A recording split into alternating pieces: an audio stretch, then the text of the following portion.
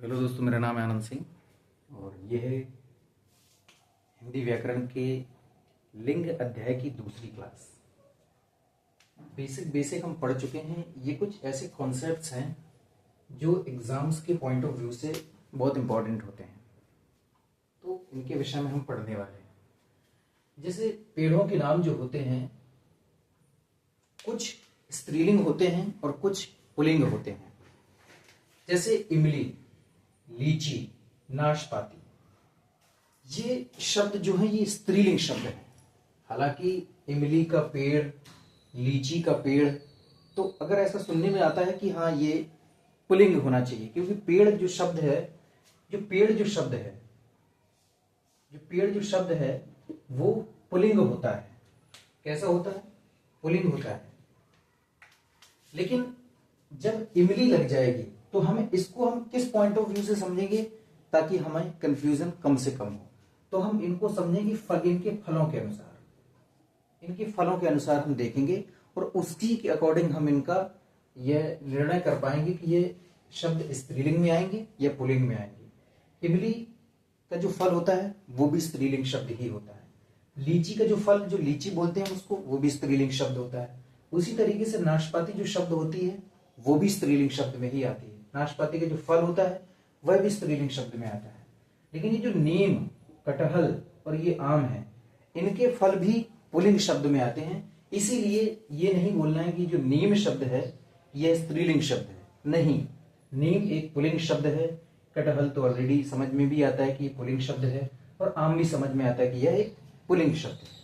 ठीक, आगे चलते। शरीर के अवयवों के नाम, शरीर के अवयव कहें या अंग कहें, जैसे आंख है, त्वचा है, हथेली है, ये सब ऐसे बहुत सारे शब्द हो सकते हैं। ये सब स्त्रीलिंग शब्द होते हैं, है ना।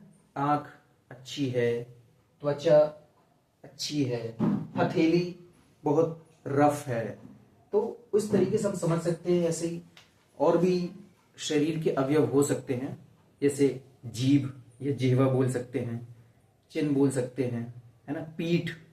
तो ये सब क्या है? ये शब्द सारे के सारे ये स्त्रीलिंग शब्द में आएंगे। लेकिन वहीं पर आंख की जगह अगर नेत्र बोल दिया जाएगा तो नेत्र एक पुल्लिंग शब्द होता है। पैर एक पुल्लिंग शब्द है, हाथ एक पुल्लिंग शब्द है ना, अंगूठा एक पुल्लिंग शब्द है। लेकिन उंगली यह एक स्त्रीलिंग शब्द है। ठीक, तो इनमें भी हम डिफरेंस समझ पाएंगे कि कौन सा स्त्रीलिंग शब्द होगा और कौन सा पुल्लिंग शब्द होगा। बेसिक कॉन्सेप्ट मैंने बता ही दिया था कि हम किसी भी शब्द के आगे अच्छा या अच्छी जोड़ करके हम उसको पता कर सकते हैं कि कौन सा शब्द स्त्रीलिंग है और कौन सा शब्द पुल्लिंग है। ठीक है। वर्णमाला के अक्षर, वर्णमाला के जितने भी अक्षर होते हैं आ से लेकर के ज्ञा तक, चाहे वर्णमाला के अक्षर हों, तो उनमें कुछ शब्द ऐसे होते हैं जो स्त्रीलिंग कैटेगरी में आते हैं, कुछ शब्द ऐसे होते हैं जो पुल्लिंग की कैटेगरी में आते हैं। जैसे छोटी ई, बड़ी ई और ऋषि, ये स्त्रीलिंग शब्द की कैटेगरी में आते हैं। और इसके पश्चात जितने भी बाकी के वर्ण बचते हैं, जैसे छोटा आ, बड़ा आ, छोटा ऊ, बड़ा ऊ, ओ, औ, ए, ऐ, अंग, अहा, का, खा, गा, ग, ग, जितने भी हैं बाकी के सारे वो सब के सब तुम्हें पुल्लिंग शब्द में मिलते हैं। बस स्त्रीलिंग शब्द में छोटी ई, बड़ी ई और ऋषि, ये सब स्त्रीलिंग शब्द होते हैं और बाकी के पुल्लिंग शब्द होते हैं। ठीक है। अनाजों के नाम, अनाज जैसे अरहर, मूंग और सरसों, ये शब्द क्या है? ये शब्द स्त्रीलिंग शब्द है। क्यों? क्योंकि इनकी जो परिणाम, जैसे अरहर की दाल होती है, मूंग की दाल होती है, सरसों का तेल निकलता है जो वैसे काले कलर की छोटे छोटे दाने होते हैं, तो ये सब स्त्रीलिंग शब्द में आते हैं। लेकिन वहीं पर अगर गेहूं बोला जाए तो गेहूं का आटा होता है, चावल का भी आटा हो सकता है ना, मटर का बेसन बनता है, मक्के के दाने होते हैं बड़े बड़े, उसका भी आटा बनता है। तो इनको हम आटा, इनकी जो बाद में जो परिणाम निकलता है, जिस तरीके से हम इनको यूज करते हैं, उसके जरिए हम समझ सकते हैं कि हाँ ये शब्द पुल्लिंग है या स्त्रीलिंग है। तो इनको हम बेसिकली हम एक आइडिया दे रहा हूं कि इनमें हम बोलेंगे गेहूं का आटा, ये समझ में आएगा कि ये पुल्लिंग शब्द है। लेकिन अरहर की दाल, इस तरीके से हम समझने में थोड़ी सी आसानी रहेगी, ताकि हमारा जो दिमाग है वो थोड़ा बियॉन्ड सोचे।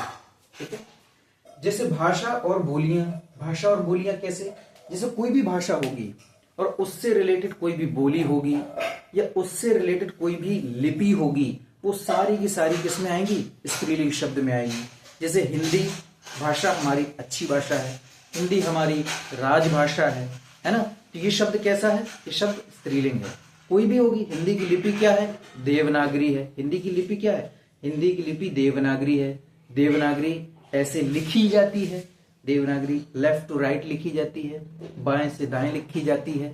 तो ये जाती है, ये स्त्रीलिंग शब्द में आ रहा है, तो ये स्त्रीलिंग हो। कोई भी बोली हो, भोजपुरी हो, बुंदेली हो, तो ये शब्द किसमें आएंगे, ये सब के सब स्त्रीलिंग शब्द में आएंगे, इसमें कोई पुल्लिंग शब्द में नहीं आता।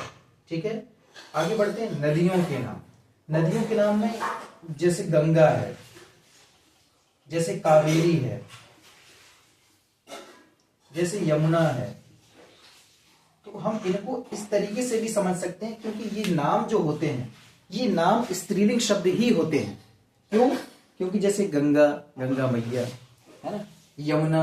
अब लेकिन ये चीज ध्यान रखना है कि इसमें जो अपवाद हैं वो सोन, सिंधु, ब्रह्मपुत्र। हालांकि इनके आगे अगर आप नदी बोलोगे, सोन नदी, तो शब्द आपको स्त्रीलिंग ही नजर आएगा। सिंधु नदी बोलोगे तब भी आपको शब्द स्त्रीलिंग ही नजर आएगा। ब्रह्मपुत्र नदी बोलोगे तब भी आपको ये शब्द स्त्रीलिंग ही नजर आएगा। लेकिन ये कुछ ऐसे अपवाद हैं कि ये जो शब्द होते हैं, सोचो अगर ये किसी पर्सन के नाम के आगे जोड़ दिए जाए, किसी पर्सन के नाम के आगे, पर्सन कैसे, जैसे किसी का नाम हम सोन रख सकते हैं, है ना, जैसे सोनभद्र एक जगह का नाम है। जैसे सिंधु, सिंधु कोई घाटी है, लेकिन हालांकि वो तो शब्द है स्त्रीलिंग में जाएगा, सब सिंधु घाटी बोलते हैं, लेकिन सिंधु किसी का नाम हो सकता है तो वो मेल में आएगा, वो पुल्लिंग में आएगा। इसी तरीके से ब्रह्मपुत्र, पुत्र तो पुल्लिंग शब्द ही होता है, ऐसे भी समझ सकते हैं। अगर ब्रह्मपुत्री होता दैट इज, वो फिर स्त्रीलिंग शब्द हो सकता था, तो ये पुल्लिंग शब्द में आएगा। ठीक, कुछ बेसिक चीजें इनको राइट डाउन करना ज्यादा ठीक रहता है, तो इनको राइट डाउन करते जाना। ठीक है, अब कुछ भाववाचक संज्ञाएं होती हैं। भाववाचक संज्ञाएं जैसे मैंने बताया था ना, घबराना से घबराहट बन जाती है, सजावट बन जाती है, आहट हो जाती है ना।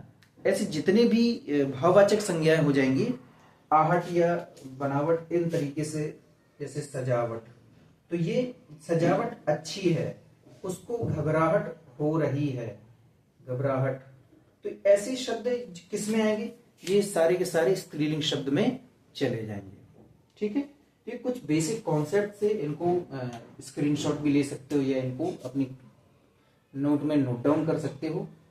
आगे हम उनके विषय में चर्चा करेंगे जो हमेशा स्त्रीलिंग या हमेशा पुल्लिंग में रहते हैं, और कुछ बेसिक चीजें, और अगली क्लास में हम इस क्लास को, लिंग के चैप्टर को खत्म कर देंगे। इसके बाद हम शुरू करेंगे वचन वाला चैप्टर। मिलते हैं अगली क्लास में, तब तक देखते रहिए।